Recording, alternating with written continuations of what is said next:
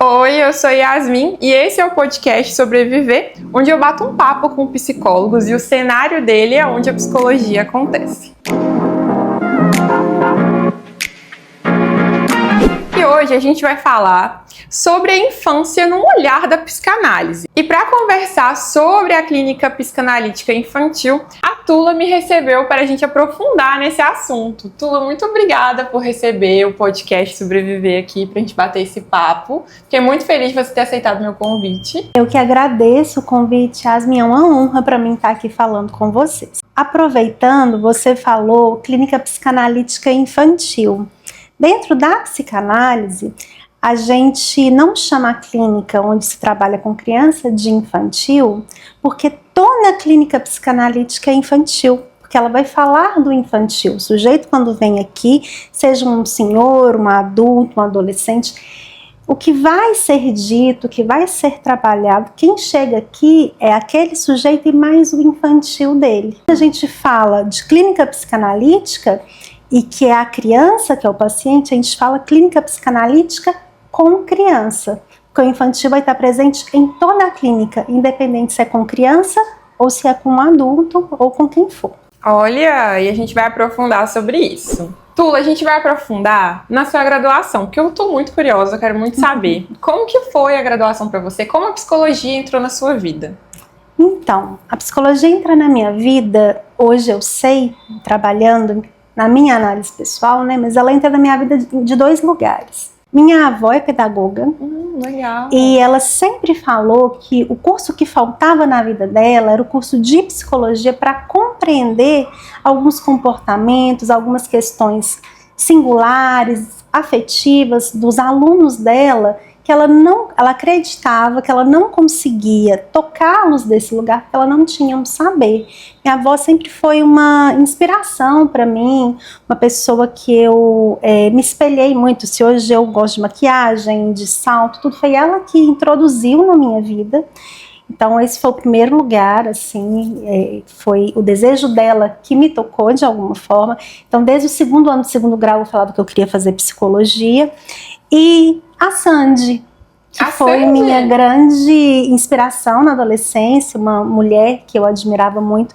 E na adolescência, quando ela era perguntada qual profissão que ela queria seguir, ela dizia que ela faria ou letras ou psicologia, mas ela pendia mais para psicologia, porque ela dizia que gostava de leituras sobre a alma humana, sobre as questões subjetivas humanas. Então essas duas mulheres que me inspiraram a ter esse desejo aí, né, de achar esse lugar, de falar, esse lugar que eu quero ocupar. Como é que foi a sua graduação?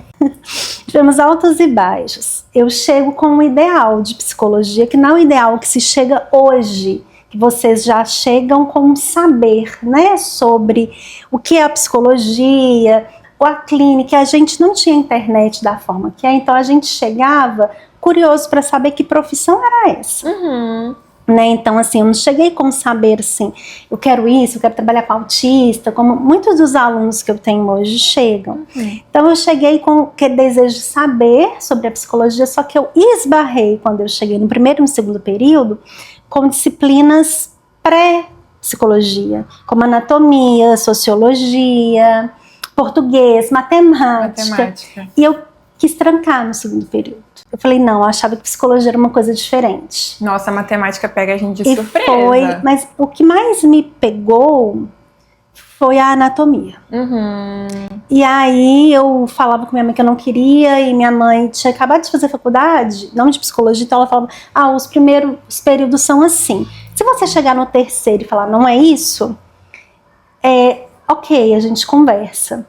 E aí no terceiro período eu tive meu encontro com a psicanálise. Que legal. E aí, a partir desse encontro, eu falei, não, eu tô no lugar certo. Olha! E o que você acha que mais mudou da prática pra teoria, assim? Quando a gente sai da graduação, a sensação é que a gente fechou alguma coisa, né? A gente recebe um diploma que autoriza, te diz, você é psicólogo. Mas isso é não queria usar essa palavra mentira, porque não é bem isso, mas isso é um engodo, é uma enganação. Porque, na verdade, aquele diploma você recebeu dizer que você tem um conhecimento pouco da área da psicologia, Básico, né? básico, essa palavra é melhor, e que o profissional que você vai ser, claro que vai ter do que você viveu ali, mas o profissional que você vai ser a partir daquele momento. O que você vai construir depois que você saiu daquele ambiente universitário, que são muros que nos protegem, a gente está dentro de uma bolha, protegido nos estágios. Se eu errar, o professor se responsabiliza, eu tenho um supervisor, eu estou aprendendo isso. E aí, quando a gente sai da bolha, tem um ponto, pelo menos eu senti, estoura, tem um ponto de desamparo. Você fica assim, para onde que eu vou correr? Porque é uma profissão de muita responsabilidade, de vida e morte mesmo, dependendo do que a gente diz, a gente pode matar um paciente. Sim. Né? E aí, então eu falo que a faculdade é o primeiro tijolinho da construção. E quando eu saí da faculdade, o que mudou entre teoria e prática, eu fui trabalhar onde eu sempre sonhei, no SUS. Eu sempre fiz todos os estágios, tudo apontando para o SUS. Eu realizei um sonho mesmo, e era na área da saúde que eu queria trabalhar, então eu realizei isso por um bom tempo, foi muito desafiador. E aí eu entendi que eu tinha que me movimentar, para onde que eu vou? Então comecei a fazer cursos com psicanalistas que eu conhecia, aqui de Valadares mesmo, eu fui para uma cidade do interior. Eu senti muita falta da universidade, muita, de dar muita angústia. Eu percebi que eu gostava do lugar de aprendiz, que isso me movia de alguma forma. E na faculdade, como eu estava lá e não tinha isso, eu não fiz nenhuma pesquisa de iniciação científica, nada, mas eu falei, como eu vou voltar para esse lugar? Que eu não quero fazer outra faculdade. Eu entendi que a docência era esse caminho. Ai, legal! E aí eu comecei a tentar o mestrado. E o mestrado eu não queria fazer em qualquer lugar, que não é um lugar qualquer, mas eu elegi um lugar pelos profissionais que estavam lá. Pensou, você ser aluno de alguém que você lê o livro dele, sim, que o livro dele circula. Então eu elegi a UFMG como objetivo. E aí eu precisei subir alguns degraus, fazer especializações para chegar nesse objetivo. Né? Passei pela escola de psicanálise, Seção Minas, até chegar ao mestrado na UFMG. E foram momentos fantásticos, assim. Tanto da especialização na escola, 2 anos, dentro de uma escola de psicanálise, imersa ali mesmo, porque era uma carga horária grande que a gente tinha que fazer, estudando psicanálise com as pessoas que eu li o livro deles, Márcia Rosa, Jesus Santiago, Antônio Teixeira. De repente essas pessoas, Cristiane Barreto, de repente essas pessoas estavam me dando aula. Legal, né? E aí, uma pessoa que você tem admiração, assim. Não só aula, como lá a gente circula. Então tem discussão de caso clínico, a gente tem que circular pela escola. Não basta só você assistir aula para você acabar a especialização, para fazer esse curso de formação em psicanálise. Foram 2 anos de inserção mesmo. Tem uma parte lá também que eu fiz que chama, que você vai se introduzir à teoria do Freud, me fugiu o nome agora, então você introduz ali, você vai ler os textos do Freud com esse pessoal aí que tá lá há muito tempo, e eles vão introduzir o Lacan de alguma forma, o que o Lacan falou desse texto do Freud. Então foram 2 anos incríveis, só que no 1 ano e meio que eu tava lá, eu passei no mestrado, então meu último semestre de especialização foi mestrado e especialização. Nossa! Isso foi incrível. Algo que você só aprendeu na prática, assim, depois que você saiu da faculdade, igual você trouxe. Fura essa bolha, você tá ali se vendo um pouco sozinha, e aí quando você tem que estar de cara ali. Eu saí da faculdade e a primeira coisa que eu procurei foi um supervisor. Certo. Né? Porque na verdade a gente fala supervisão, mas para psicanálise deveria ser uma super audição. Porque o que eu aprendi não foi sozinha, mas que eu só aprendi depois que eu saí da faculdade, porque também tem o ponto da minha análise pessoal evoluir, e de estar estudando teoria e prática, e a minha análise pessoal também está me ensinando, foi a escuta psicanalítica, que é a base da clínica psicanalítica, né? Na verdade, quando eu formei, eu queria ir para o SUS, mas eu queria ir para a área ambulatorial. Eu tinha um certo medo da clínica, que a clínica realmente assim, é só você e o paciente. Quando você está numa equipe multi, a responsabilidade é dividida, né? Então eu sempre gostei da área ambulatorial, hospitalar, só que por uma questão de destino, eu acho que tinha um ponto de desejo meu também que eu não conseguia apreender, por medo, por insegurança, só aparecia clínica para mim. Eu fui para o SUS, fui para a clínica, eu fui para uma outra instituição clínica, até o momento que a clínica me captura completamente, tanto que eu estou nela até hoje. Eu deixei todos os ambulatórios no caminho, e eles me ensinaram muito, mas hoje o que me captura na psicanálise é a clínica. E aí, quando você deu de cara com a clínica, assim, alguma coisa aconteceu que você olhou e falou, opa, eu já vi isso na graduação, mas agora eu não tô sabendo como manejar aqui, alguma dificuldade específica? Sim. Na faculdade eram 3 pacientes, eu chego nos 12 pacientes dia, que não foi eu quem disse que eram 12 pacientes, então para entender que não tinham condição de ser 12, que eu ia ter uma ressaca, eu estava tendo uma ressaca de escuta, e a gente escuta muito esse nome na faculdade, mas eu nunca tinha vivido, e também assim, os manejos, no sentido assim, como que eu vou falar para o secretário que eu não vou atender 12?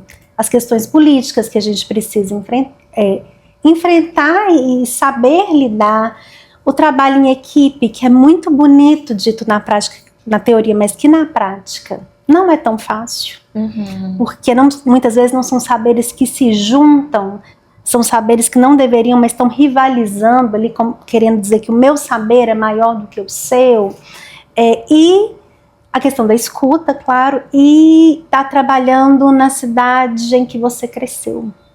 As pessoas não te veem como profissionais. É a Tula, filha do fulano, é a Tulinha, no diminutivo, e aí você precisa ocupar esse lugar de profissional, essa postura de profissional diante dessas pessoas, e a faculdade não te ensina isso. E você falou de supervisão então é indispensável, né?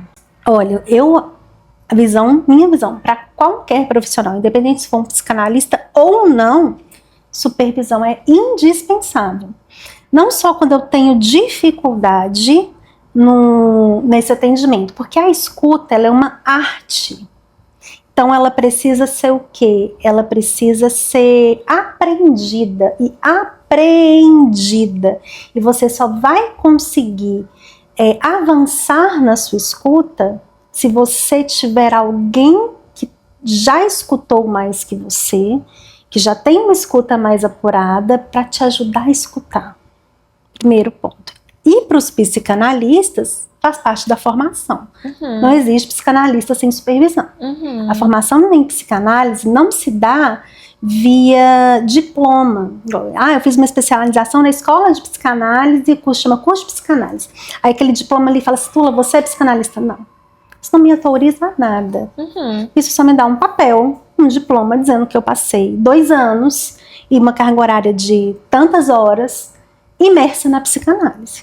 Mas o que vai dizer que eu sou uma psicanalista é a minha análise pessoal. Primeira coisa, o analista se forma no divã. Supervisão, é um tripé e conhecimento teórico. Então eu preciso desses 3 numa formação para alcançar a frase que o Lacan disse, que o analista se autoriza de si mesmo, mas não é uma autorização de qualquer jeito. Não é porque eu li 2, 3 livros do Freud que eu vou falar assim, eu sou uma psicanalista. Não é sobre isso. Não é desse lugar que a gente responde. A gente se autoriza quando algo do nosso inconsciente começa a existir e começa a trazer questões para a gente, e a gente começa a retificar nossas questões, apreender algo daquilo, e aí a gente entende se agora eu consigo ouvir as outras pessoas, porque eu eu fiz travessias de algumas questões minhas que não vão me impedir de atender outras pessoas e eu misturar o que é meu, o que é do outro. Porque no set analítico só existe um sujeito, o analisando. O analista está ali só como objeto. Então, minhas questões, meus medos, minhas fantasias, minhas angústias, meus traumas, minhas opiniões não podem aparecer ali. E elas só não vão aparecer se eu já tiver avançado no meu processo de análise. Mas também não existe, a teoria é o chão que a gente pisa para atender. Ela não é misturada com a prática, ela é o chão que a gente pisa porque a escuta vai dizer de uma outra coisa, mas eu preciso da teoria. E a audição, que seria a supervisão, é para que essa escuta esteja cada vez mais avançada, mais alinhada, aguçada. Né? A gente chama de escuta atenta, que não é atenção de mais nem de menos, é a atenção necessária. E Tu, é bom você falar sobre isso, porque a gente vê hoje em dia algumas pessoas que nem têm contato, por exemplo, com a própria psicologia, cursando psicanálise daqueles cursos rapidinho na internet, de 3 meses e tudo mais. É polêmico.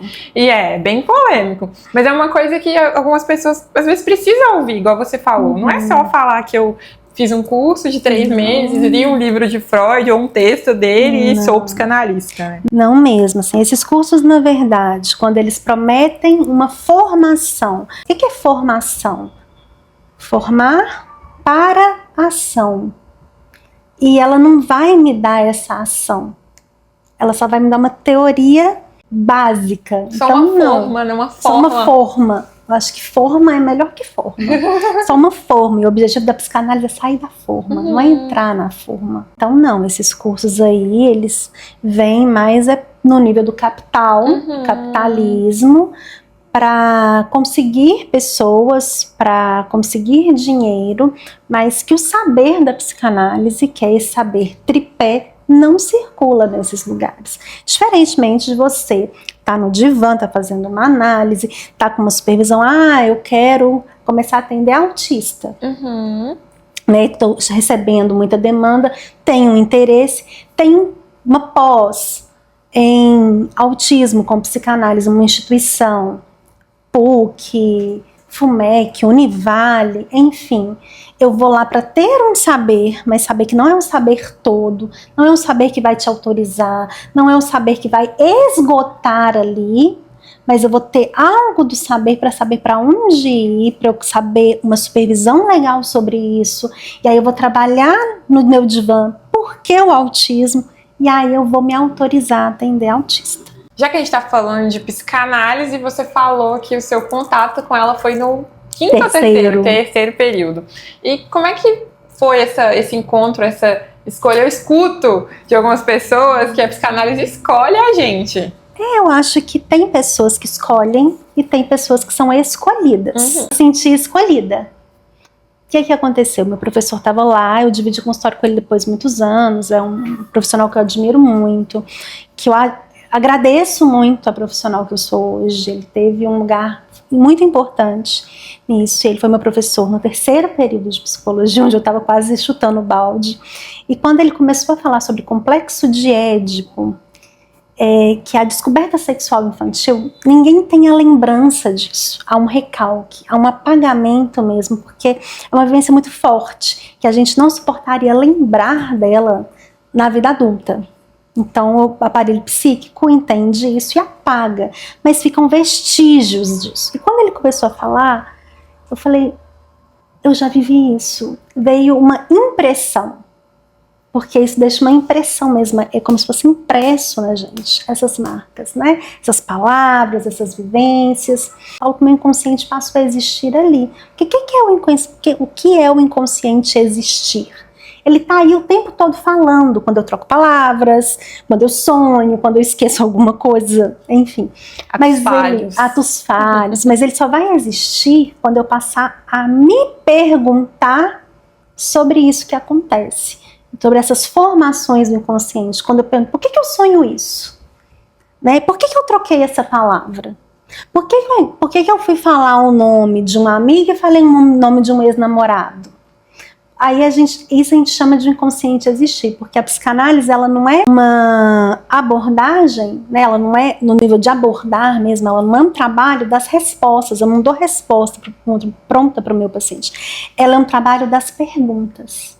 Sim. E é isso que é fazer o inconsciente existir. Então ali naquele momento eu comecei a me fazer um monte de perguntas, coisas que eu não ia ter acesso, porque é o recalque primário que a gente não tem acesso, mas eu tive o que foi impresso em mim dessa vivência, de certa forma gritou ali na hora. E aí algo me capturou de uma forma imensa e que eu nunca mais saí da psicanálise. O pessoal da minha sala fala, não sei quem a gente sabe, mas a Tula vai ser psicanalista. Eu tive uma imersão na psicanálise muito grande dentro da instituição. Eu tive 2 professores, porque existem psicanálises, né? Tem a psicanálise do objeto, a psicanálise do ego e a psicanálise da linguagem.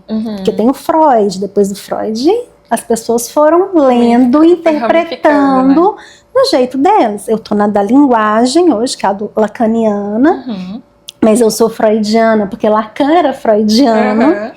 Lacan dizia, vocês podem ser lacanianos, eu sou freudiano. Então, toda a nossa base é Freud, mas eu tive um professor da psicanálise do ego, que é da Ana Freud, da filha do Freud, e um professor da psicanálise lacaniana. Na faculdade, eu mergulhei nas 2.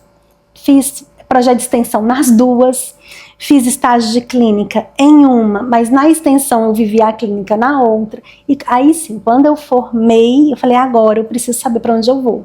Porque mesmo dentro da psicanálise eu não posso trabalhar com... Não é que eu posso tudo. Mas se uma psicanálise é um mundo de informação, a lacaniana, se eu pegar mais de uma, eu vou ser média, então eu vou ser medíocre, porque eu vou querer tudo. Não tem jeito de ter tudo, a gente precisa perder. E aí eu me perguntando o que mais me fisgava, qual lugar que eu me sentia, mexia mais comigo, porque eu gosto daquilo que me deixa desinquieta. Eu não gosto daquilo que me dá solução, eu gosto daquilo que me desinquieta, porque me move. E a que mais me desinquietava era a lacaniana. Aí eu falei, então é para aqui que eu vou, tanto que aí eu vou para a escola de psicanálise, né, do Lacan. Você trouxe seu professor.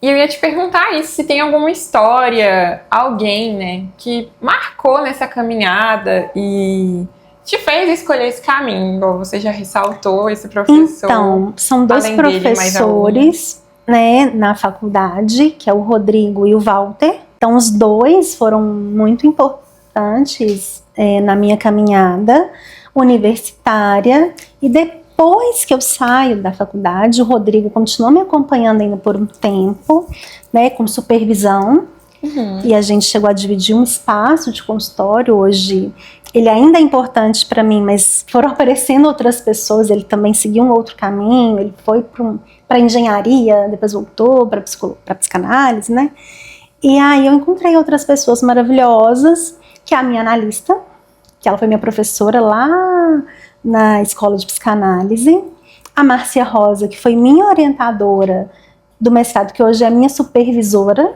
né? Eu fui elegendo mulheres, no início eram homens, depois eu comecei a eleger mulheres.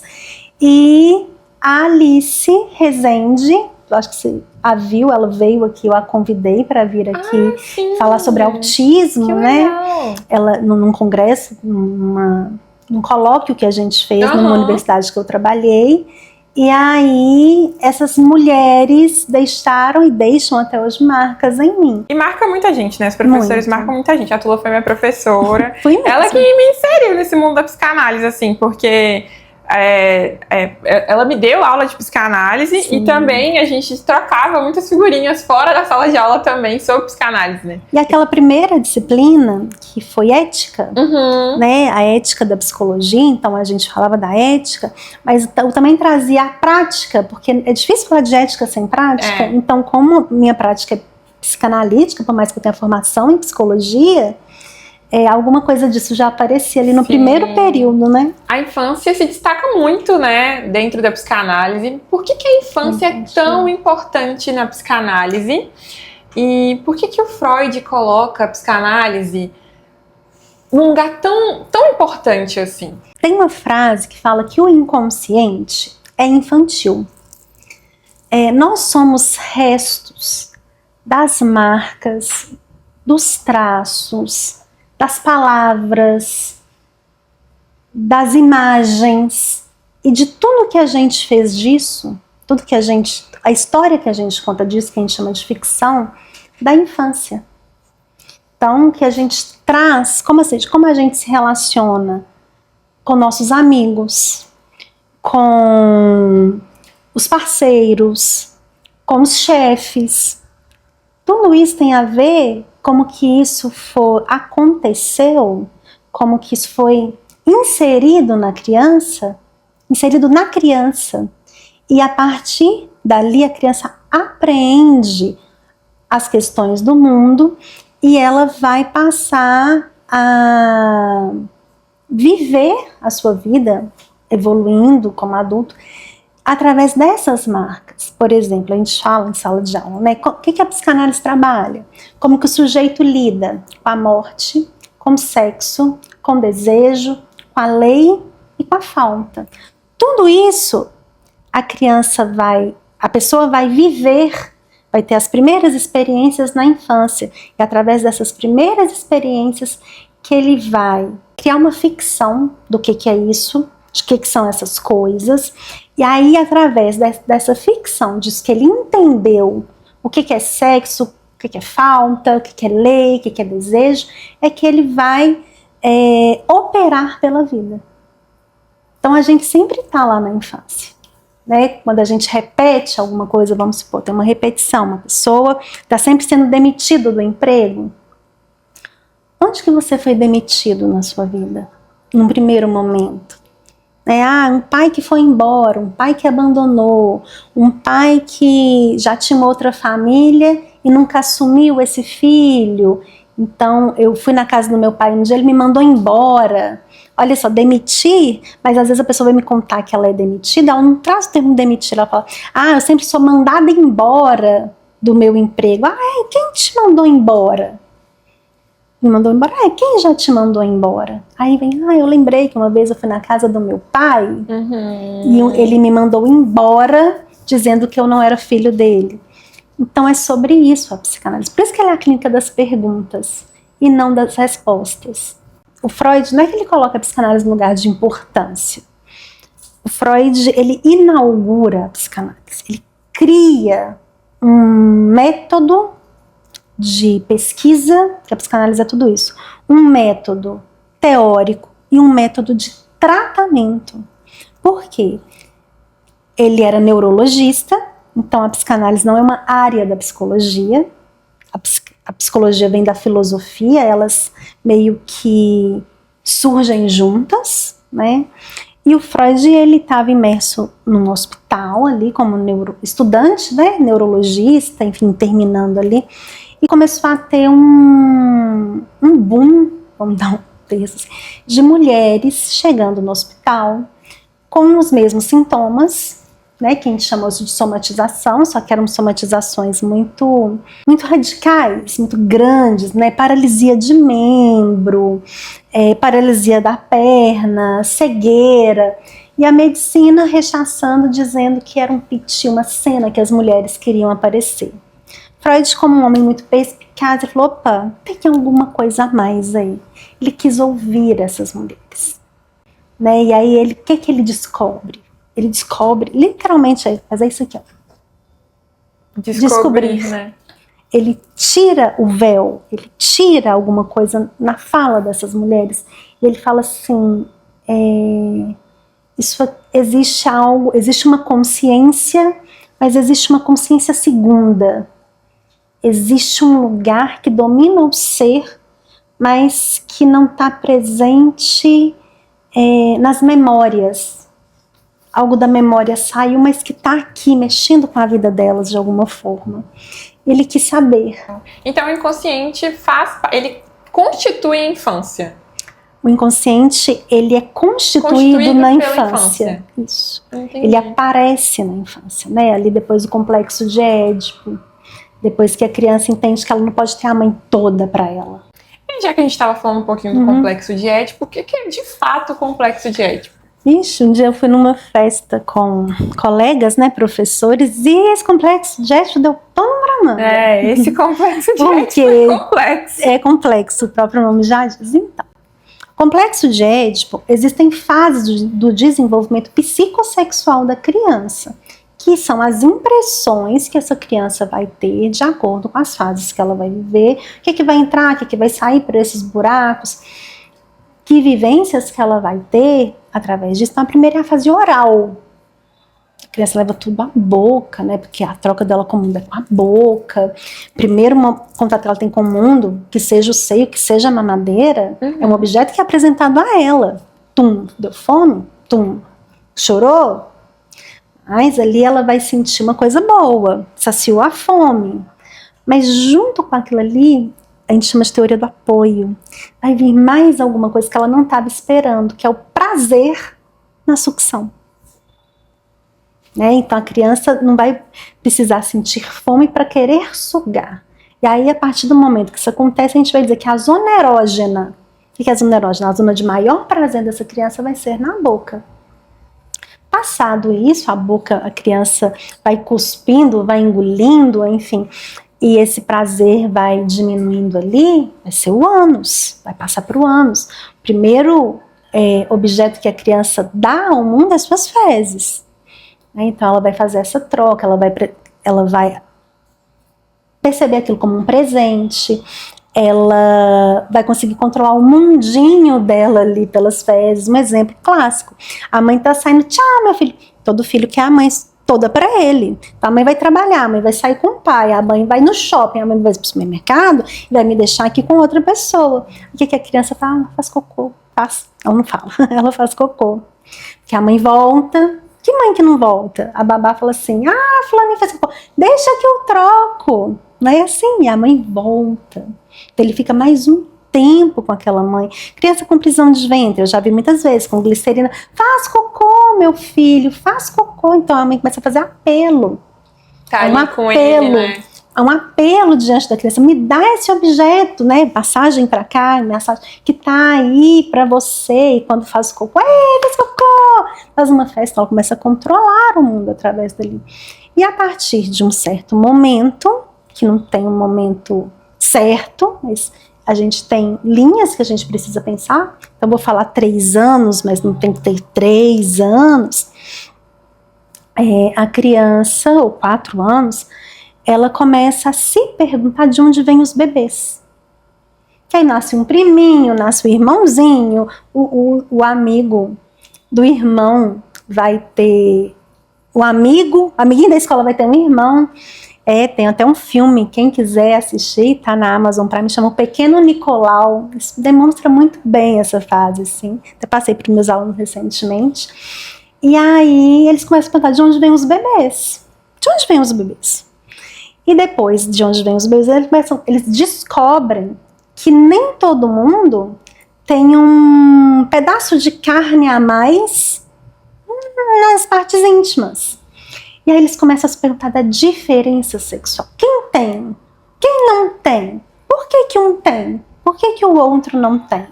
E essa fase, que a gente vai chamar de fase fálica, ela é dividida em 2 momentos. Complexo de Édipo, que é essa pergunta da diferença, e aí a criança vai se enamorar por um do casal parental, mãe ou pai, ou quem estiver ocupando esses lugares. E aí, para eu conquistar quem eu estou enamorado, ele já tem um namorado. Então eu vou imitar o meu pai. Então eu namorei pela minha mãe, vou imitar meu pai, mas não é uma imitação qualquer, porque na verdade ele vai se identificar com essa pessoa. Isso tudo de forma inconsciente, né? Sempre inconsciente, isso é importante lembrar. E identificar é tornar-se idêntico. Ele vai começar a incorporar mesmo, colocar para dentro esses traços que vão passar a ser dele, e ele vai estar formando ali o seu eu, né, terminando de formar o eu, porque o eu começa lá no espelho, e ele vai estar formando a sua personalidade. Então ele pega do pai, depois do padrasto, traços, né, do professor, e a personalidade vai formando ali. Só que é dito para essa criança que ele não pode ter a mãe toda para ele. Que essa mãe tem um marido, ou não tem, mas tem um namorado, ou não tem, mas tem um trabalho, mas tem vontade de sair com as amigas, tem vontade de dançar. A mãe vai e vem. Ela não é toda da criança. Tem algo que tira o olhar da mãe da criança. Mas essa criança não quer, e aí vem toda a questão, né? Eu vou aceitar perder? O Édipo diz de uma perda. Eu preciso aceitar perder, que eu não sou um objeto brilhante, todos me desejam, que eu posso ter tudo que eu quero, para entender que eu vou ter somente algumas coisas. E aí eu vou precisar ver o que eu estou disposto a perder. Vou dar um exemplo para os estudantes. Eu quero a psicanálise ou eu quero a TCC? Não tem como ter os dois. E se eu escolho um, eu não ganhei um, eu perdi o outro. Né? E aí a criança chega nesse impasse. O que eu estou disposta a perder? Então, isso é o complexo de Édipo. E a partir do momento que a criança sai do Édipo, o inconsciente é inaugurado. E aí vem o primeiro recalque. O que é o recalque? São coisas que eu vivo, que eu acho que eu não poderia ter vivido. Eu senti prazer onde eu não deveria ter sentido. Então, o que o inconsciente inaugura? Sentimento de nojo, culpa, repulsa, remorso. Esses sentimentos vão aparecer. E aí, para não ter que ficar com aquele sentimento o tempo todo, as cenas onde eu senti prazer, onde eu não deveria ter sentido, elas são esquecidas. Mas não significa que elas não têm influência direta, elas vão para o inconsciente. Mas isso não significa que, porque elas estão esquecidas, elas não têm influência direta sobre a vida da pessoa. Muito ao contrário. É por estarem esquecidas que elas têm muito mais força para ter interferência? Uma interferência, mais que uma interferência, para estar ali comandando a vida da pessoa. Então o paciente chega aqui e eu falo, mas por que você está triste? Eu não sei.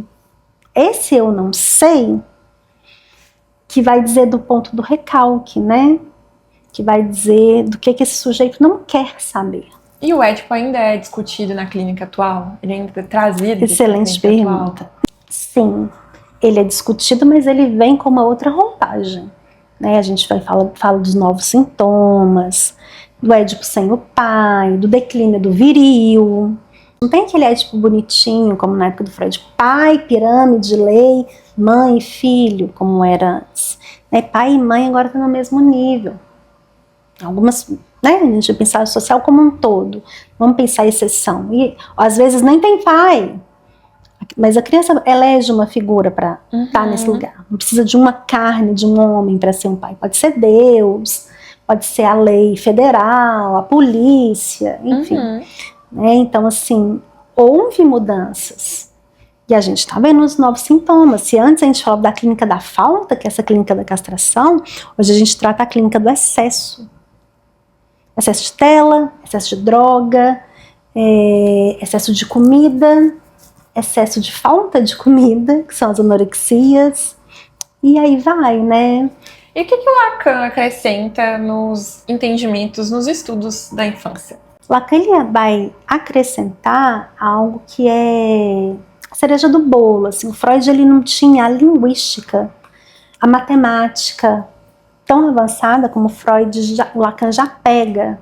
Então, quando o Lacan fala que o inconsciente é estruturado como uma linguagem, e que o que a gente tem que trabalhar com o sujeito é a linguagem, aquilo que escapa na linguagem, é isso, assim, é essa escuta, é esse ponto que vacila na linguagem e que entrega ao sujeito de alguma forma as questões da verdade inconsciente dele. E que é isso que a gente precisa ouvir, é isso que a gente precisa trabalhar. E a criança faz esse movimento também, ao jeito dela. A criança solta sem... A criança fala e tem o que dizer, mas ao jeito dela. Algumas pessoas falam isso, quem não tem conhecimento, né, da psicologia, da psicanálise, né, de que criança não tem sofrimento, né? Acaba invalidando esse sofrimento dessa criança. E para psicanálise, como é que isso funciona? Porque, igual você trouxe, ele não é dito em palavras, né? Ele é dito em palavras, mas não são palavras adultas. Não é aquela coisa que o adulto chega, é ruim isso, é ruim aquilo. As palavras deles vão sendo trazidas da forma que eles conseguem falar no nível da ficção, no nível do lúdico, no nível do ato. Tinha um paciente que ele falava comigo que ele ia matar essa mesa e ia morrer. Olha... Túlio, eu vou matar essa sua mesa, depois eu vou... E caiu no chão. Ele ia morrer. Tinha algo da morte ali. Porque a gente não mata a mesa. Então, em que momento que ele estava se igualando a esse objeto mesa? Ele também é um objeto. Ele não é um sujeito ainda, né? E aí, então, ele fala com a linguagem infantil. Mas ele fala. A criança diz. A gente trabalha com o dito da criança. A questão é que, às vezes, o dito da criança, para ele aparecer... ele vai precisar da interseção de um objeto que vai circular entre o analista e a criança. Porque é importante a gente ver a relação que a criança faz com esses objetos. Os objetos que eles querem trazer para a análise não são qualquer objeto. É um objeto que tem a ver para a criança, que diz do sofrimento dela. Era isso que eu ia perguntar, se o brincar ele funciona como associação livre. Quando a gente fala o brincar, eu acho muito generalista. Como se eu fosse pegar e falar assim, fulaninho, hoje nós vamos brincar de casinha. Uhum. E esse brincar, qualquer brincar proposto pelo analista, pela figura do analista, ia ser um tratamento. Aí não. Uhum. Mas esse objeto, eleito pela criança, que ele te traz querendo denunciar alguma coisa com aquele objeto, esse objeto ele vai fazer parte de uma brincadeira, independente de como a criança queira brincar. Esse brincar, eleito pela criança, que a criança diz que esse lugar aqui é para essa brincadeira, foi ela quem trouxe a brincadeira, esse sim, esse brincar sim, vai ter um efeito, ele vai auxiliar no processo da criança, né, de tratamento, mas não é qualquer brincar. E o que a psicanálise pode ensinar aos adultos sobre a forma como a gente enxerga a criança? A psicanálise tem a ensinar para o adulto sobre a criança qual é o lugar da ferida desse adulto que está na criança dele e que ele não fez algo com ela, não tratou. E onde que isso da criança, do pai e da mãe, está invadindo esse filho, porque esses pais estão colocando aquele tanto de expectativa daquela ferida deles. Sim. Sabe? Então, assim, ele precisa fazer as pazes com a criança dele para parar de ouvir a criança dele para conseguir ouvir a criança que é o filho dele, que são separados, são dois sujeitos diferentes. E essa era a próxima pergunta. Será que muitas dores da vida adulta começam na infância de quem não pôde ser escutado? Sim. Às vezes nem não só ser escutado, às vezes teve um corpo aprisionado, um corpo invadido, onde palavras não conseguiam dizer sobre aquilo e também não ser escutado, não ser validado. Que interessante. Então a infância passa ou ela vive dentro da gente? Ela vive dentro da gente. Bom, e agora a gente vai para o quadro que eu adoro, né? Que é o Ping Pis. Foi eu que criei esse nome. Eu sempre falo para todo mundo que eu vou entrevistar. Foi eu que criei esse nome. Ping Pis. Legal, né? Tem um ponto da infância aí. É verdade. Brincadeira, ping-pong. Fui analisada! Meu Deus! Mas são basicamente perguntas rápidas com respostas curtas, tá? Então ela só não quer falar, a gente quer uma rapidinha. Isso. Vamos lá? Teoria ou prática? Não existe prática sem teoria. Eu amo a prática, mas a teoria precisa estar comigo para que a prática aconteça. Isso é verdade. E uma palavra que define a sua abordagem? Sexualidade. E uma palavra que define a sua área? Desejo. Um livro que todo PIS, futuro PIS, tem que ler. As conferências introdutórias do Lacan. Do Olha. Freud, desculpa. Do Freud, já te falo. Pensando no Lacan aqui, falando do Freud. Uma palavra para viver? Vou repetir, desejo. E para sobreviver? Angústia, né? Quando a pessoa tá sentindo angústia, ela tá sobrevivendo. Normalmente eu falo psicologia mas agora eu vou mudar um pouco o contexto. Psicanálise é? Minha vida. Eu não consigo imaginar a minha vida sem a psicanálise hoje. Ela tá literalmente encarnada em mim, ela tá na minha carne. Tá impressa. Tá impressa pelo meu processo de análise. Que legal. Se você pudesse voltar pro 8º período, porque eu tô no 8º período, né? Então eu vou colocar o 8º. O que você diria para você mesmo? Faça um projeto de pesquisa e estude muito mais do que você estuda. Muito mais mesmo. Acho que é isso. Leia mais. Tenha um tempo. Tire um tempo para ler, já que eu só estudava, não trabalhava. Eu fazia isso, mas leia mais. Eu ia falar, leia Freud. Pega a coleção do Freud, leia. Vai pegando um por um. Porque eu tenho a impressão que eu perdi tempo. Eu lia o que os professores pediam. Eu não lia a mais. Porque é muita coisa que os professores pedem mesmo. Mas assim, eu tinha tempo para outras coisas. E é importante ter tempo para outras coisas, mas eu acho que eu deveria ter tirado um tempo para ler a psicanálise. Não, o professor pediu para ler isso, mas eu vou começar aqui a ler. Interpretação dos sonhos. É isso que eu diria. E diria assim, curta o tanto que você está curtindo esse lugar, porque esse lugar vai deixar a melhor marca da sua vida. E Tula, já que você está falando sobre ler mais, para um futuro psicólogo que talvez quer a abordagem da psicanálise, como é que você indicaria aí para começar, né, para inserir a psicanálise ali? Então, comece a fazer sua análise pessoal. Esse é o primeiro ponto. Comece o quanto antes. Eu acho que eu comecei na hora certa, eu comecei no 8º período. Ótimo. Né, quando eu entrei na clínica, eu comecei, e eu não acho que eu deveria ter começado antes, eu não tenho essa impressão. Mas eu diria para ele começar a ler, é o que eu estou fazendo com meus alunos, né, os textos do Bruce Fink, que ele fala da clínica de uma forma muito clara, e que você vai aprender um pouco da clínica psicanalítica, porque quando eu falo de psicanálise hoje eu só falo de clínica, porque é minha área. Mergulhar nesse autor, a partir do momento que você leu 1, 2, 3 livros, passa por Freud. Se permita ler e às vezes não entender, porque tem momentos que a gente precisa reler para entender. Que conselho que você daria para um estudante? Leve a faculdade mais a sério no sentido do saber e leve ela menos a sério no sentido do capitalismo, da rivalidade, de já achar que ali você tem que se portar como um profissional que está competindo com seu colega.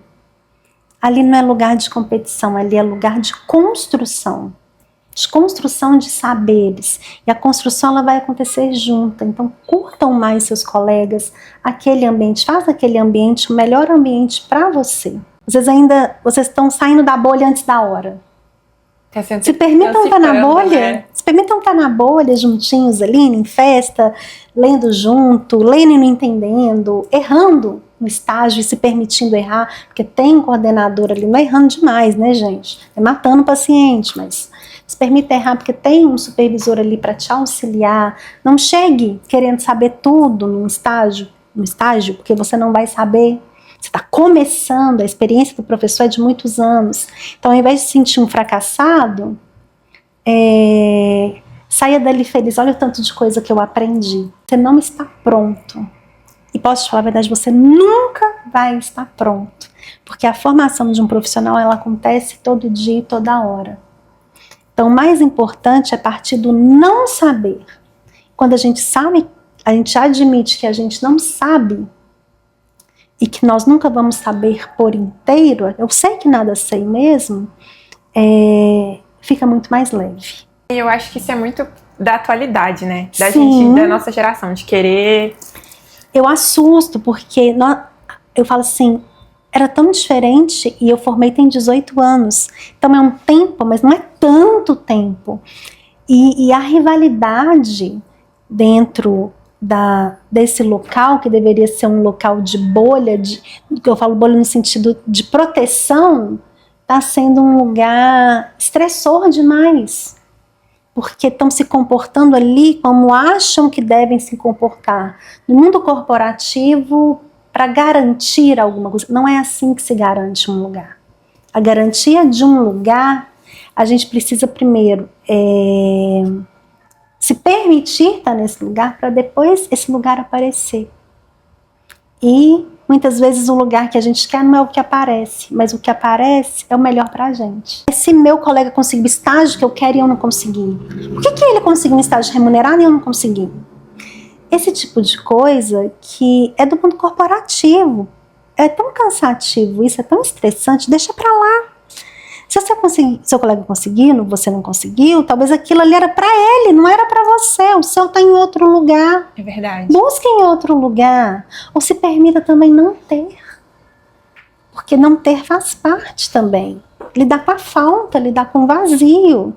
É esse lidar com a falta e lidar com esse vazio que vai fazer com que eu permita surgir outras coisas. É o que a gente fala da criança. Deixa a criança na monotonia, não vai enfiar nesse tanto de objeto, celular, não sei o quê. Não, a criança precisa se sentir monótono, não tem nada para fazer, para que a criatividade apareça. Uhum. E hoje em dia não está tendo espaço para isso. E não estão se ocupando tanto da teoria, eles querem saber tudo da teoria sem precisar passar pelo processo de ler isso tudo aqui. Então vão para alguém que está falando sobre, é legal, mas não substitui ler o Freud, ler o Lacan, ler o Miller, né? E é isso, é esses pequenos passinhos que vão te formar enquanto profissional. Não é aquilo, por que meu colega conseguiu ou não conseguiu. Não é sobre isso. Não deveria ser sobre... E a universidade não é sobre isso. E ela está tomando esse caminho que não deveria ser. Essa é a minha leitura. Enquanto docente, enquanto quem está vendo a coisa acontecer. E eu acho que essa questão da leitura também entra no fato de que você tem que parar. Isso. Tipo, pra você ler, você tem que parar, você tem que sentar, mas isso não, parar pra ler. Com meus estagiários, falo com meus estagiários assim, percam um tempo lendo, porque a sensação, quando a gente está lidando com os jovens, que eles acham que ler é perda de tempo. Por isso que eu uso esse termo, mas ler nunca é perder tempo. Muito pelo contrário, é ganhar.